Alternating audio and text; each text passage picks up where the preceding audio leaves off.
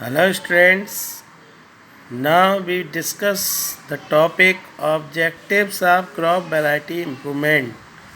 Crop की variety में जो इम्प्रूवमेंट है उनका क्या एम है, क्या उद्देश्य है, we will discuss in this topic.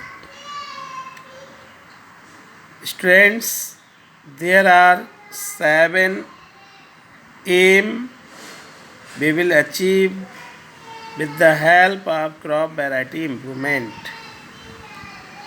We do crop variety improvement for achieving these aims. Number 1, high yield variety. Students, crop variety improvement help to produce high yielding varieties. Students, higher yield means increased productivity of crop per acre. पर एकड़ crop की productivity increased हो, यही higher yield कहलाता है. Students, ये कैसे possible है? Through artificial selection, cross breeding, hybridisation, high yielding varieties have been developed. Students, artificial selection से, क्रॉस ब्रीडिंग से, हाइब्रिडाइजेशन से हम ऐसी वैराइटीज़ को डेवलप करते हैं जिसकी हाई यील्डिंग होती है. Student, next is improved quality crops. जो क्रॉप हम ग्रो करें स्टूडेंट्स, उसकी क्वालिटी वेल इम्प्रूव्ड हो, इसके लिए हमें क्रॉप वैरायटी इम्प्रूवमेंट करना चाहिए. Crop variety with enhanced nutritional value, taste, long shelf life have been developed. Students, crop variety की न्यूट्रिशनल वैल्यू अच्छी हो, टेस्ट अच्छा हो, लॉन्ग सेल्फ लाइफ हो, अगर ये सब डेवलप मतलब उस वैरायटी में ये सब डेवलपमेंट हुआ है कि जिससे कि उसमें न्यूट्रिशनल वैल्यू, टेस्ट और लॉन्ग सेल्फ लाइफ हो, तो यही इम्प्रूव्ड क्वालिटी क्रॉप कहलाती है. स्टूडेंट, जैसे example, pulses are selected for better protein quality. Pulses ऐसी सेलेक्ट करनी चाहिए जिसमें प्रोटीन ज़्यादा से ज़्यादा हो. ऑयल सीड ऐसे सेलेक्ट करिए जिसमें ज़्यादा से ज़्यादा ऑयल्स हो, ठीक है, फैट हो. And wheat for baking quality. और वीट ऐसे हमें इम्प्रूव करना चाहिए जिससे उसकी क्वालिटी में बेकिंग क्वालिटी अच्छी हो. Fruits for better taste and better nutritional value. Fruits and vegetable for long shelf life. और ऐसी फ्रूट और वेजिटेबल्स हमें उनकी वैरायटी को इम्प्रूव करना चाहिए जिससे में लॉन्ग सेल्फ लाइफ हो, जो लंबे समय तक वो फ्रूट और वेजिटेबल्स ख़राब ना हो और लंबे समय तक वो यूज़ किए जा सकें. वैरायटी थर्ड है स्टूडेंट्स. तो सेकेंड क्लियर हो गया होगा कि क्या क्या चीज़ें हमें इम्प्रूव करना चाहिए क्वालिटी में, जिससे हमारी जो क्रॉप है उसका प्रोडक्शन भी इंक्रीज़ हो और क्वालिटी भी अच्छी हो. क्वालिटी जब अच्छी होगी तभी मार्केट में अच्छे से सेल होगा. नेक्स्ट है varieties resistance to biotic and abiotic factor. Biotic और बायोटिक फैक्टर से वो वैरायटी बिल्कुल फ्री हो, रेसिस्ट करे और किसी टाइप का ना तो उस पर किसी बैक्टीरिया फंगस का इन्फेक्शन हो और ना ही किसी स्ट्रेंड्स इंसेक्ट का या निमेटोड का या फंजाई का या बैक्टीरिया का किसी तरीके से कोई इस टाइप का पैथोजन उस प्लांट को हार्म ना पहुंचा पाए. इस इन चीज़ों से बचने के लिए उसके अंदर खुद ऐसे फीचर्स होने चाहिए जिससे वो अपने आप को बचाव कर सके. एंड अबायोटिक फैक्टर से भी अपने आप को बचा सकें, जैसे ड्रॉट सूखा पड़ना, salinity, water logging, salinity, heat, cold, Frost. Means ये ड्रॉट का मीन्स स्ट्रेंट्स, सूखा पड़ना। सैलिनिटी का मीन्स होता है कि ऐसी सॉइल जिसमें साल्ट का अमाउंट ज़्यादा हो जाए। वाटर लॉगिंग का मीन्स होता है अगर ज़्यादा वाटर भरा रहे फील्ड में। हीट, ज़्यादा गर्मी हो, कोल्ड, ज़्यादा ठंड हो, फ्रॉस्ट। इस टाइप की अगर प्रॉब्लम्स अगर हैं तो वो प्लांट्स अपने आप को खुद एडजस्ट करे। Are being developed to improve crop production. और क्रॉप प्रोडक्शन ऐसे ये सब अगर बायोटिक फैक्टर से हमारे प्लांट रेसिस्ट करेंगे तो 100% क्रॉप प्रोडक्शन जो है वो इम्प्रूव होगा। नेक्स्ट है अर्ली मैच्योरेशन।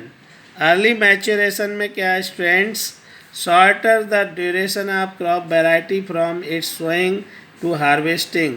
मतलब जो क्रॉप वैरायटी सोई है और सोइंग किया है, सोइंग करने का मतलब बोया है, और हार्वेस्टिंग का मीन्स होता है काटने तक।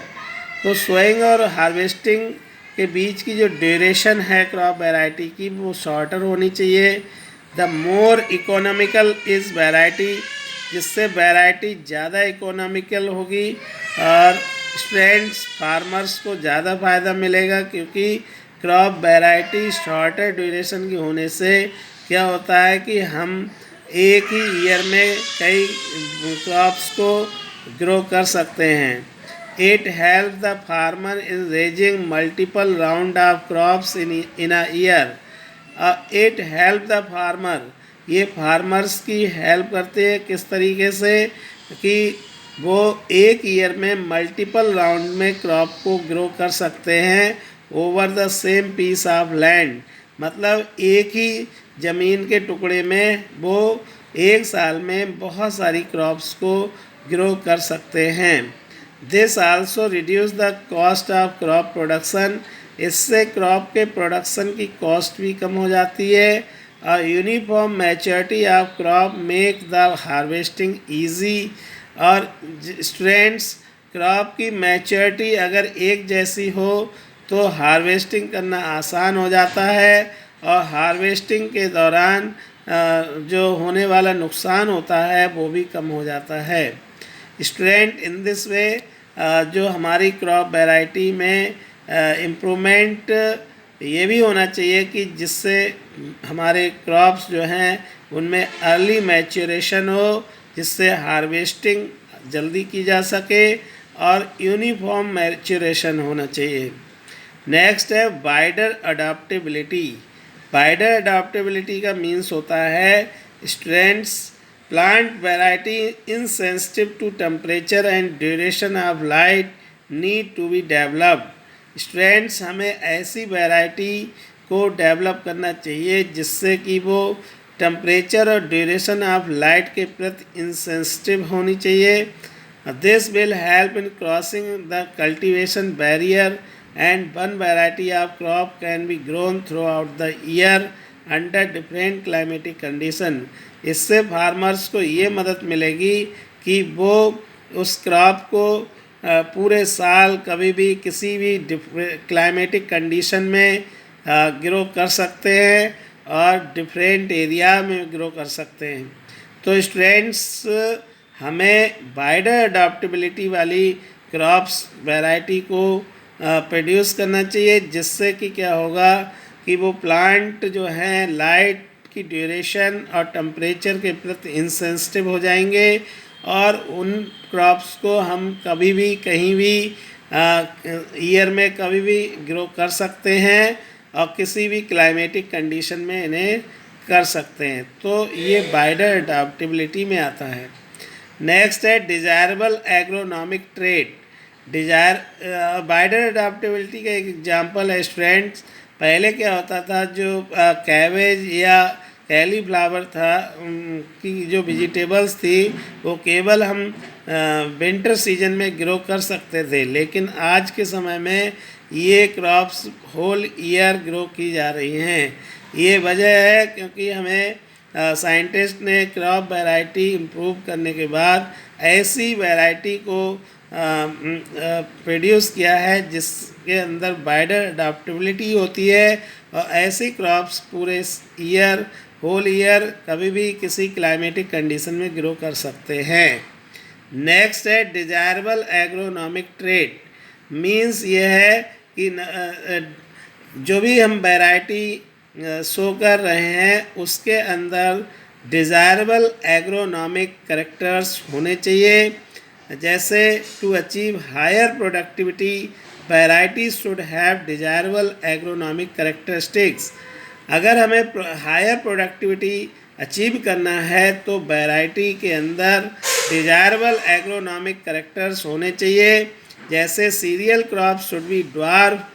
जितनी भी अनाज की फसलें होती हैं ये ड्वार्फ होनी चाहिए, बौने कद की होनी चाहिए। शॉर्टर मैच्योरेशन पीरियड होना चाहिए so that they consume less nutrient, जिससे कि उनके अंदर लेस न्यूट्रिएंट्स कंज्यूम होंगे। And strong enough to withstand fast blowing wind. और जो फास्ट विंड बिलो होती हैं उसमें भी वो स्ट्रांगली खड़ा रहेगा, गिरेगा नहीं। तो फॉडर क्रॉप शुड बी टाल विद इंटेंसिव ब्रांचिंग। और जो फॉडर क्रॉप होती हैं वो टाल होनी चाहिए और उनमें बहुत सारी ब्रांचेस के साथ वो टाल होनी चाहिए, ब्रांचेस भी होनी चाहिए, जिससे फॉडर क्रॉप जो है वो हमें कम फील्ड में ज़्यादा से ज़्यादा ईल्ड करने को मिल जाएगा। स्ट्रेंथ तो यहाँ पे डिज़ायरेबल एग्रोनॉमिक ट्रेट में यही आता है कि अगर हमें हायर प्रोडक्टिविटी अचीव करना है तो डिज़ायरेबल एग्रोनॉमिक करेक्टर्स प्लांट के अंदर होना चाहिए।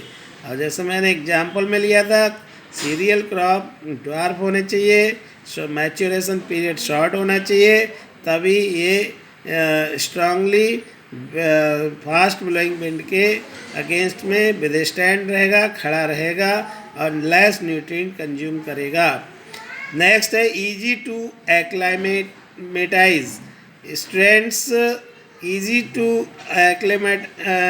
एक्लिमेटाइज, इसका मीन्स है variety should have ability to adopt new climatic condition. वो वैरायटी जो नई क्लाइमेटिक कंडीशन में भी अपने आप को अडॉप्ट कर लेती हैं और ये न्यू क्लाइमेटिक कंडीशन को अडॉप्ट करने की जो एबिलिटी होती है ये एक्लिमेटाइजेशन कहलाती है स्टूडेंट्स। तो वैरायटी जो है नई क्लाइमेटिक कंडीशन को अडॉप्ट ईज़िली कर लें, ये वैरायटी के अंदर ये करेक्टर होना चाहिए जिससे वो नई क्लाइमेटिक कंडीशन में भी ग्रो की जा सके। तो students there are 7 objectives I explained. You remember these points and also write the only headings. If I ask this question in exam, what are the objective of crop variety improvement, then you can write 7 objectives only.